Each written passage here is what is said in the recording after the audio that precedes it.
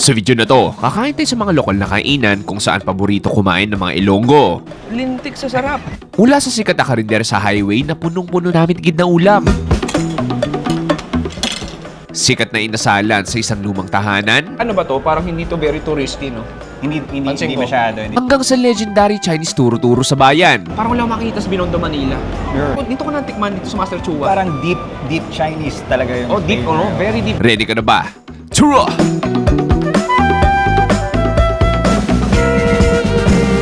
Okay, pare, isang magandang umaga. Nandito pa rin tayo sa Iloilo. Kasama pa rin natin si Aaron Yes, ng Paps. Eat Travels. We will do a local food tour ng mga Ilonggo. Where locals eat, bale. Yes. At speaking of local eats, nasan tayo ngayon?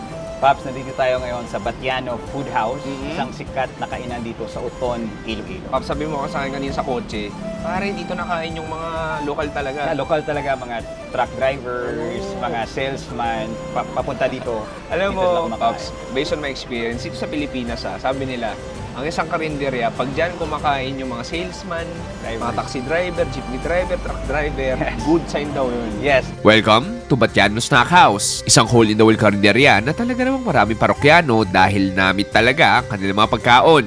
Kaya naman talaga mapapa-exercise ka. Mula sa mga negosyante, salesman at lalo na mga driver, dito talaga sila kumukuha ng panggasolina para magtrabaho araw-araw. Pero bukod sa ibang mga ulam na in-order namin, ang special talaga nila dito ay ang kakaibang soup number 5 na may karne at ari ng baka, mixed repolyo at ang mainit na sabaw na ubod ng linamnam.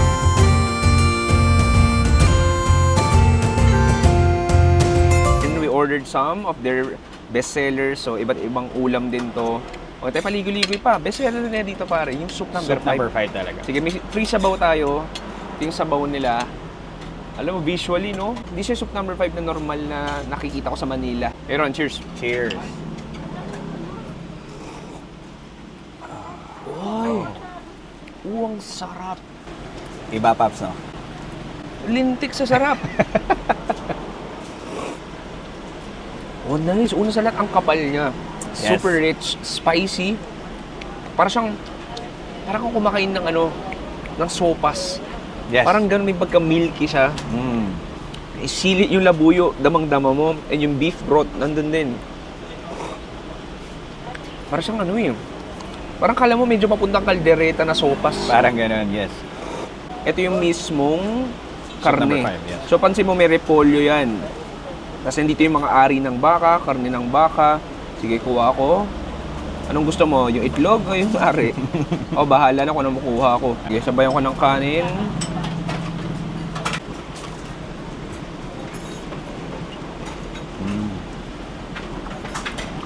Unang pa tayo pa lang yun. Alam mo to be fair, manghang siya. Yes. Di ba manghang, no? Like, masasabi mong manghang merong siya. kick. Hindi siya kick lang eh. I mean, somehow manghang talaga siya. Okay. Yung karne, not on the softer or tender side. May konting nguya ka. Pero yung magre-reklamo, yung repolyo nakakatulong din. Ito parang mas sopas talaga kasi may repolyo. Yes. Pero ang linamnam niya. Hindi ko ma-describe. Pero lintik sa sarap. Gila ng baboy. Okay, kuha ko ng konti. Cheers.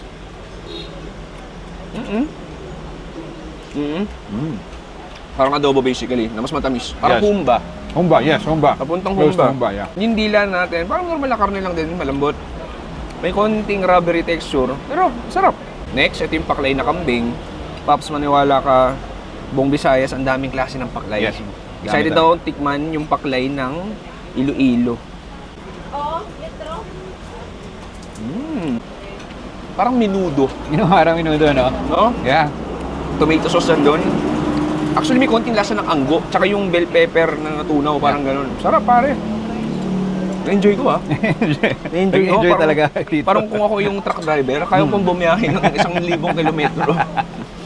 Next natin, ito yung kilaw na baboy. Kilawin. Ito, kakaiba na yung itsura ng kilawin niya. Tapos dito, may mga laman loob din. Kung makita mo yung mga laman loob, parang may, kidney ba to? Atay. Atay, oo, atay meron.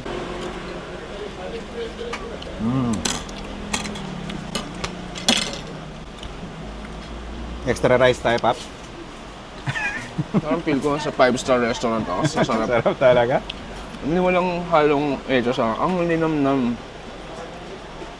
Yung kilaw natin, kung gusto mo ng maasim na suka, heto na yun. Heto na. And then medyo smoky siya. Yes, smoky. Grilled. And then chewy, of course. I mean, daming textures. May karne, may atay, lamaan loob. Iba't ibang innards basically. Pero ang sarap ng suka. Yes. May anghang din siya definitely. Siguro tuba to. Tuba ito. Tuba, oo nga. Parang tuba. Ang galing mo, tama. Yung specialty talaga nila, kalderetang kambing. Sige, kuha ko. Kuha tayo ng karne. Mukhang malambot.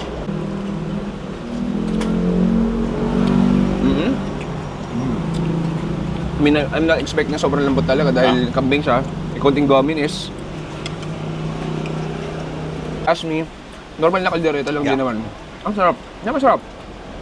The good thing is, hindi mo malalansahan yung yung Anggo. anggo, yeah. Maraming karinderya sa Pilipinas, pero bira ka rin makakita ng karinderya. May mga variety ng ulam na lahat walang mintes. Yeah.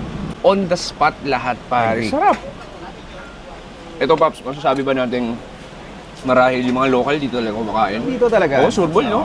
Kung ano mo sa paligid, daming taong Kasi kumakain. pansin mo, iba naka-boxer lang, naka-sando, naka-jersey. Dito talaga nakakain. Dito talaga. Dito. Anyway, dito pa lang sisimula yung local food eats natin dito sa Iloilo. May mga ilan tayo pupuntahan.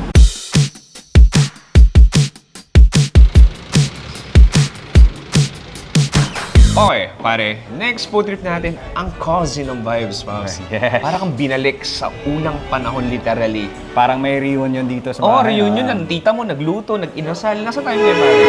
Paps, nandito tayo ngayon sa sikat dito sa Molo, yung Casa de Baban. Kapag may usok ka na amoy mula sa isang ancestral home na halos mag-iisang downtown na, huwag kang mangamba dahil galing lang yan sa inasalan ng Casa de Baban. Isang lumang tahanan na naging restaurant na ang nagsaserve ng iba't ibang inihaw, lalo na ang kanilang chicken inasal.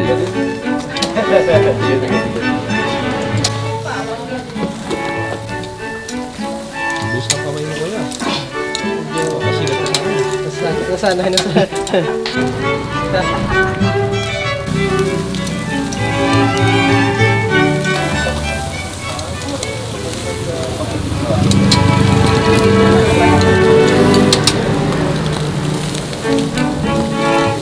Umorder kami ni Aaron ng iba't ibang bestsellers nila tulad ng inasal, yempo, bangus, chorizo, at kahit ang kanilang pizzas.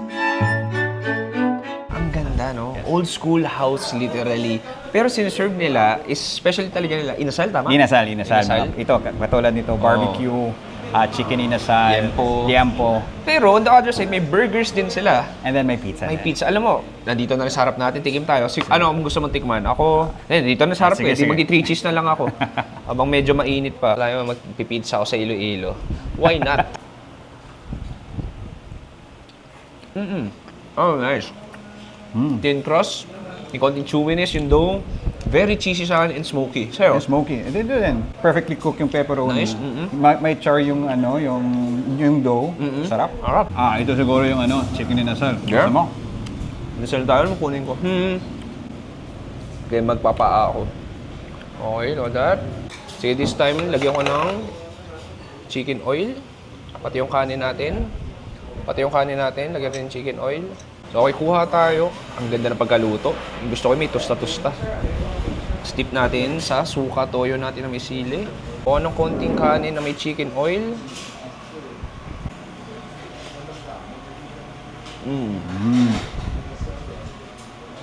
Ang saya. Freshly cooked. Ang saya, pare. Juicy. First of all, ang sarap ng tosta na eh. Yeah. Yung balat medyo may tosta. Smoky, perfectly salted. And then juicy pa inside, malambot. Yung inasal flavor nandun.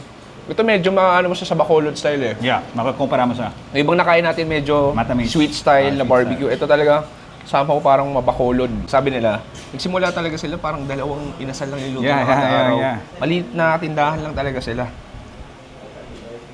Ay, chorizo. May chorizo rin sila dito. Tigisa tayo pare. Look at that.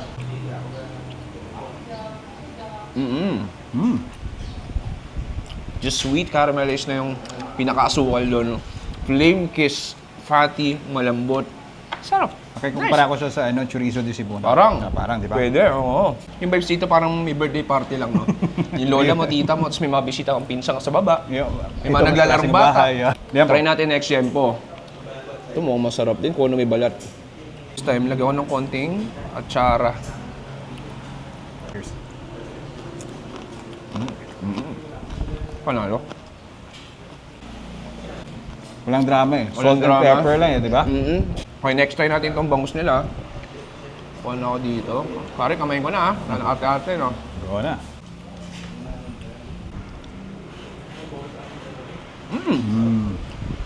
Bangus is bangus. Yes. Mataba. Yung parang base niya, inasal lang din. Paps, dito sa Casa Didaban, tawag dito, usually, sino mga kumakain dito? Usually mga nakikita namin dito may mga estudyante. Meron din mga office workers. Oo. Actually, sari-sari din eh.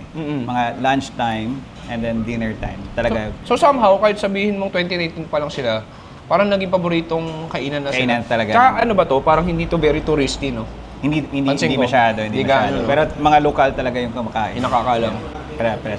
Anyway, Paps, di pa tapos yung food trip natin. May ilan pa tayong pupuntahan na local food spots dito sa Iloilo. I can't wait to eat some more Yes, sir. Ilonggo food. Kahit feel ko tumataba na ako. Ikaw rin?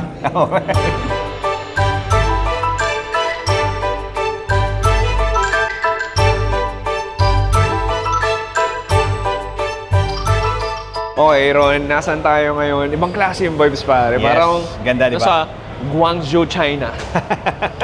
Mga old school na parang Hong Kong turo-turo, Authentic, di ba? authentic Chinese talaga. Kasi like turo-turo style. So ano pangalan ng kainan na to, pare? Paps, nandito tayo ngayon sa Master Chua dito Master sa city Chua. proper Iloilo. Hindi siya Master Chewy. Hindi Master Chua. Master Chua. Master Chua talaga. Okay. Sikat na Chinese turo-turo style dito sa Iloilo. O, bihira o kahit sa Manila, pare, bihira yung turo-turo style o parang karindera style. Yes. Na authentic Chinese food. Sige, makita Yeah, mo yeah. dito, Paps. Ang best Ang dami, seller nila dito, Paps, is Oh. yung patatim. Pata tips, sige, order tayo. Yeah, nito. meron. Ito, mukhang masarap. Yung Bestseller, pipino, yes, ang pipino. Yung siomai nila at saka Okay. yung fresh lumpia. Ito, which is ito, fresh Yes, lumpia. Uy, ano fresh to? lumpia, Siopaw. siopaw. Parang ang moist ah. Sige, order din tayo. Ayan. So, kuha na ngayon ng pata team. Ayan, so makikita mo the trotters. Look at that. All the fatty trotters. Ayan, so order din tayo dalawang lumpia. Patatlo na pala ate, tatlo. Ayan, order tayo siomai. Ang lalaki na siomai nila, no? Overloaded.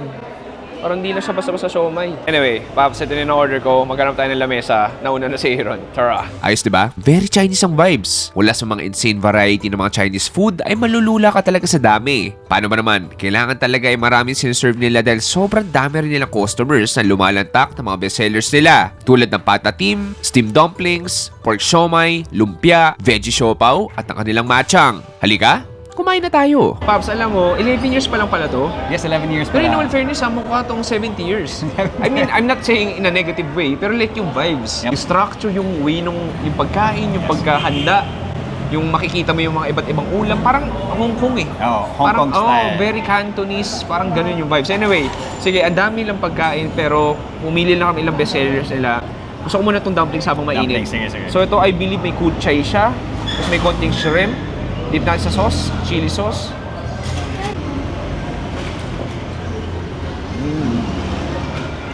Wow. Nothing like Binondo. Iba team nila dito. Yung shrimp, yung juicy shrimp nandun. Yung kuchay nandun, yun nagpapalasa. And then that gummy wrapper.